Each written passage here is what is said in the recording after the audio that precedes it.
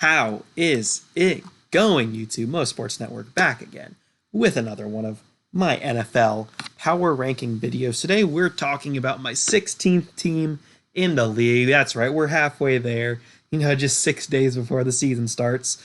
And we're talking about the Denver Broncos, probably the team that's receiving the most hype in the offseason. We're going to talk about why I think a lot of this hype is warranted, but I'm not quite ready to just say, yep, they're going to compete with the Chiefs for the division. I don't think many people are saying that. I think a lot of people are putting them in the playoffs. I'm not quite there yet, but I think it's possible. I think it's definitely a possibility. So we do as we always do. We go to the coaching staff. Vic Fangio is the head coach of the Denver Broncos. Slow start to last season, picked it up at the end of the year. That's the story. Can he continue on the momentum that he was on? Former Bears defensive coordinator. He comes to Denver, continues to coach his defensive way. And so the defense is not going to be a question as long as Fangio's here. It's can the offense step up? And that's what the main discussion of the video is going to be as the sit down. The offense is in good hands. You bring in Pat Shurmur to be the offensive coordinator of this team. I think he is a great offensive coordinator, not as much an NFL head coach, but I think he can coordinate this team very well on offense, especially since Fangio is a defensive guy. Really good offensive coordinator, experienced guy in Fangio and Shurmur. And then to be Fangio's sidekick, you got Ed Donatel, who has almost 30 years of experience in the league. So a nice veteran coaching staff in Denver, which is always something you like to see.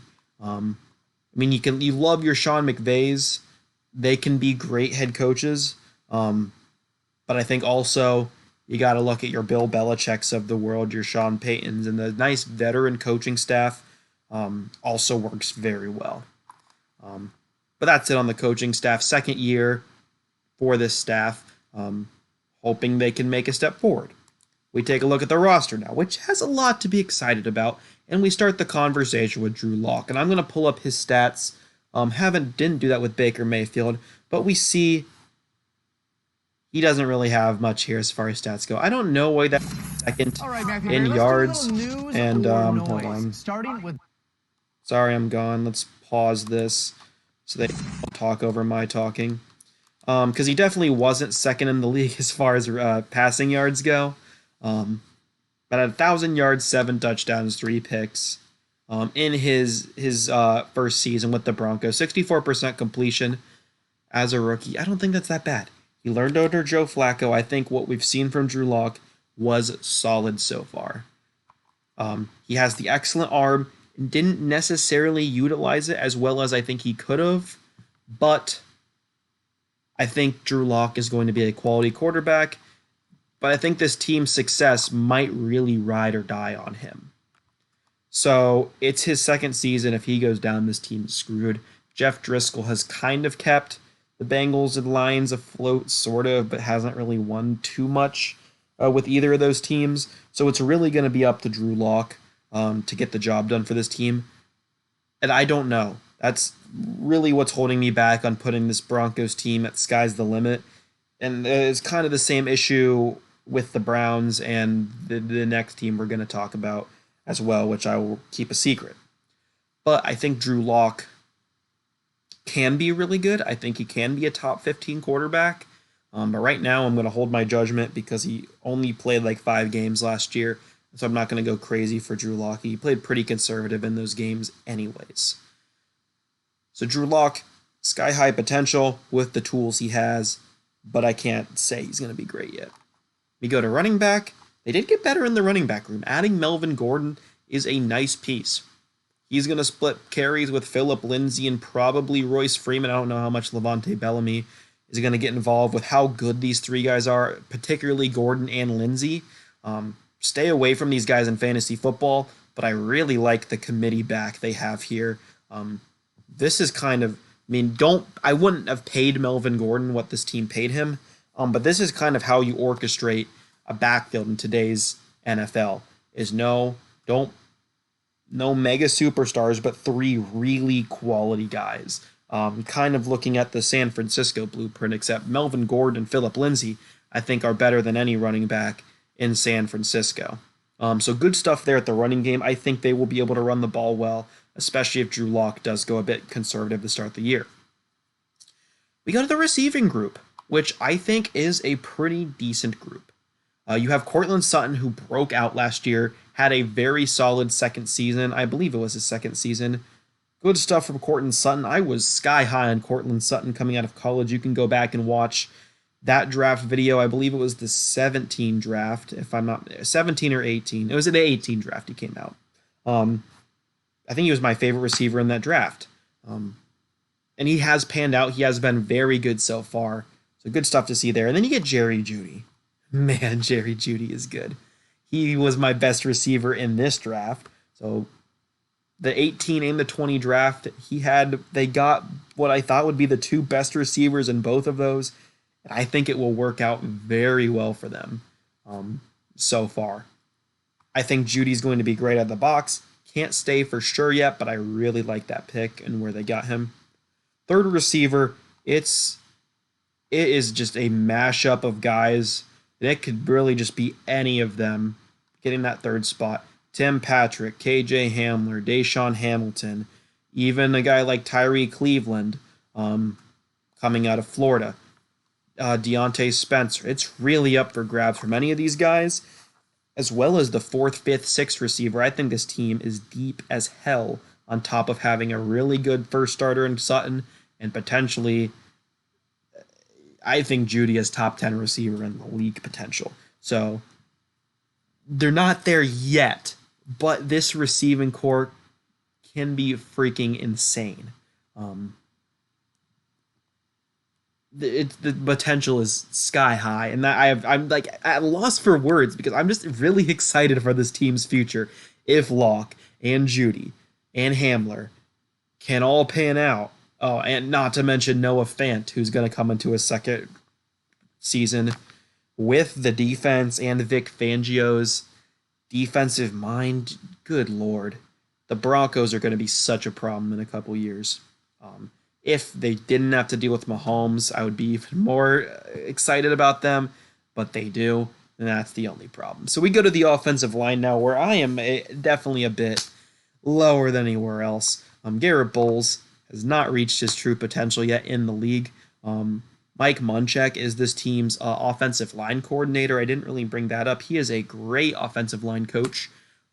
So I think if anyone can develop this line, he can, but there's just a lot of question marks. You have Lloyd Cushenberry, who's a rookie, and Graham Glasgow coming over from the Lions, both in their first year with the Broncos. You also have Jawan James gone, so Elijah Wilkinson's going to step in at right tackle, going to compete with DeMar Dotson, who I think can win that role, but we'll see. Garrett Bowles has been underwhelming. Dalton Reisner, liked him a lot. He's going to compete with Netane Muti. I think Muti is a great guard. So there's, I don't want to say depth on offensive line is a good thing. Is you want to have your core five, you want them to gel and be good. They do have depth. That is something I can say for them. But this offensive line is a bit weaker. If I had to put like is this offensive line good, middle of the line, bad? I would put them like in the middle of the line and bad. Like, I think Glasgow is, like, above average. I think Bowles is, like, average to below average. And the rest of these guys are kind of unknown for the most part. So, yeah, I'm going to go to the lower end for this offensive line. And I think that will be one part holding this offensive back from being freaking spectacular. But if Cushenberry and Reisner and even Muti can play at their full potential, good Lord. Like, if they develop into being top 15 linemen, all of them, at least at their respective positions, it'll be a wrap for the league. Like, the Broncos-Chiefs games for years are going to be legendary because of this young core Denver is building on offense. So great stuff on the offense. We go to the defense, where I think is more exciting immediately right now. I look at their defensive line first. and they're just really deep there, which is why I like them. I think they're too deep pretty much everywhere. Jarrell Casey, DeMarcus Walker, Mike Purcell, McTelvin Agim, who I think Agim out of Arkansas can take over Mike Purcell's spot pretty soon. That's how high I am on him out of college. Then Shelby Miller and Draymond Jones. Draymond Jones, another guy who I think is coming for one of these jobs. Either Casey after he leaves the team, because he did have a Pro Bowl season last year, or Harris. Then DeMarcus Walker, also not to be understated either. I think that's a great rotation of guys coming in constantly. You got 6 guys who can play 3 spots at all times. Really like that. And then also you have Deshaun Williams, who's another interesting guy on the line. The rest of these guys are out. So you now go over to the pass rushers. You have Von Miller, top 10 pass rusher in the game. I think with Khalil Mack and Aaron Donald and Myles Garrett and some of these younger guys emerging, I think people kind of forget how freaking good Von Miller is, but he is ridiculous. Taking a look at his numbers from last year, only 8 sacks, and he's 31. Von Miller's still great. I think he's going to remind everyone this year how great he is. Alongside Bradley Chubb, who is healthy again, allegedly. It says questionable next to his name, but if he is healthy, Von Miller and Bradley Chubb is a ridiculous pass rushing duo. And then you also have Jeremiah Atachu, another guy who I like a good bit, who can rotate in with them as well. They're obviously going to play that edge rusher position, but I think both of them kind of have the ability to drop back, which is why this 3-4 base works so well for this team, although they're going to spend a lot of time in nickel. You look at their interior, their pure linebackers. You have Alex Johnson and Josie Jewell. I am pretty high on both of these guys. As of the day I'm making this video, they cut Todd Davis, I believe his name was. Let me just check to confirm it's Todd Davis. Yes, it's Todd Davis. He was cut from the Broncos today.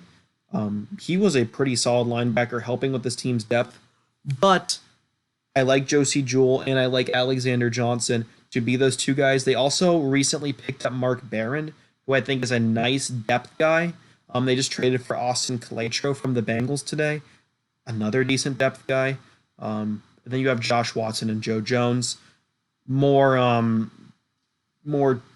depth to special teams guys, but still, I think this linebacker group is pretty decent. At least the first 2 guys, and then Barron.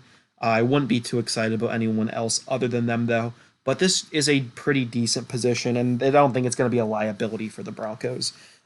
Alex Johnson was close to a 90 PFF grade, if a lot of you don't know him. But he is decent. So, and then we go over to the secondary, where, again, I don't have problems. I think the only issue I have with the secondary is their depth.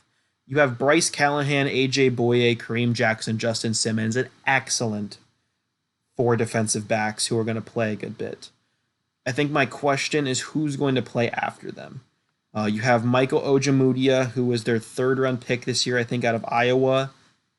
I don't necessarily think he's ready to play right away.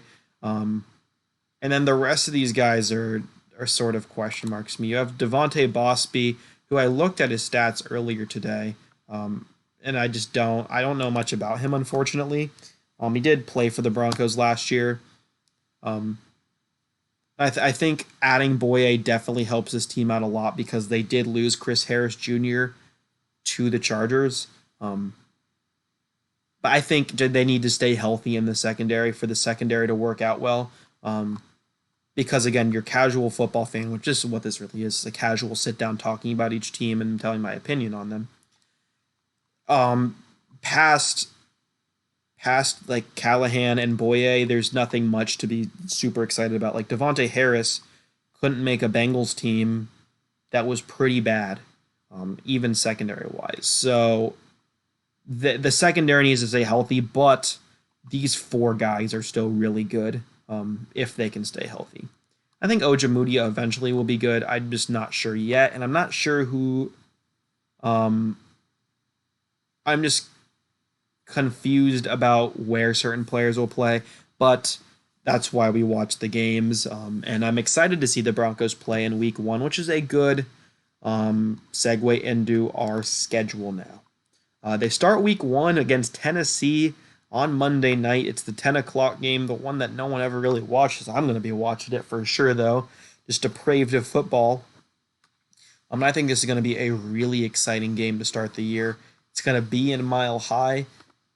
And I guess as it goes, I make my predictions. I think the Broncos probably lose this game to start the year, unfortunately for Broncos fans.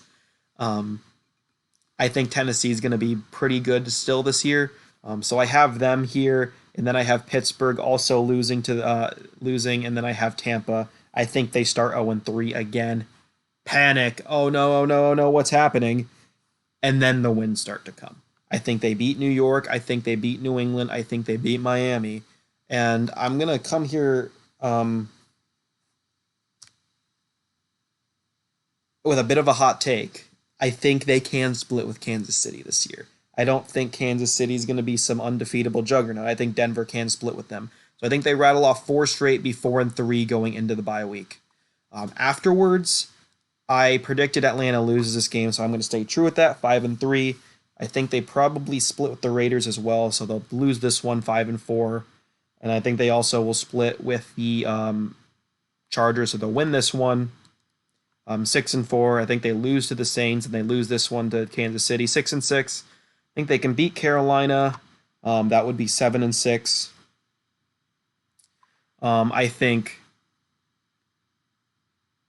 so. They won this one. Okay. So I think they will. The Buffalo one is another interesting one along with Atlanta. I think they probably lose to Buffalo. I just value Buffalo as a better team. And then they lose this one to the Chargers and then beat Vegas to end the year. So talking about the wins I have them having, 4 of them right here. And then 5, 6, 7, 8. I have them at 8 wins right now, but this could easily flip around and be more than 8. I have them at 8 right now, which is lower than I had the Browns in the last video, admittedly. I just have the Browns lower because of their Brownsing factor. I'm just not ready to go completely all in on this team yet because of Drew Locke. We're going to see this team, what they have. We're going to see him beat New England, I think. I think we're going to see him beat Kansas City at least once. I think we'll see them be competitive with New Orleans. I think the schedule just isn't favoring them yet. They play a tough NFC East or NFC South with Tampa, with New Orleans. That's going to hurt them. I think the early schedule is going to hurt them as well. Those first 3 games, it's going to be tough for them to get going. But I think 8-8 is a fair record for this team, and I think they could easily do better. I think they could win this Tennessee game. If they win that, and if they do a sweep of like the Raiders or of the Chargers, that makes this team 10-6. So I'm going to go from anywhere to, I think this team can win 7 games. I think if they really surprise us, they can win as high as 11 games. So I have them there right in the middle, right as a middle team. I'm going to have them going 8-8 right in the middle as well. I really like this roster. I'm just not ready to go all in on Drew Locke, and that's why they're not any higher than just 8-8 for me. But I think they can do better, and I understand why people are so high on this team. And just looking at their roster, I am excited for them into the future. So I hope you guys enjoyed. That has been all from me today. I have been Mo Sports Network. If you liked the video, please make sure you press that like button. If you really liked it, make sure you subscribe. And if you didn't, make sure you comment and let me know. I love having conversations with you guys. So that has been all from me today. I have been Mo Sports Network. Thank you guys for watching, and I will see you guys next time. Peace out.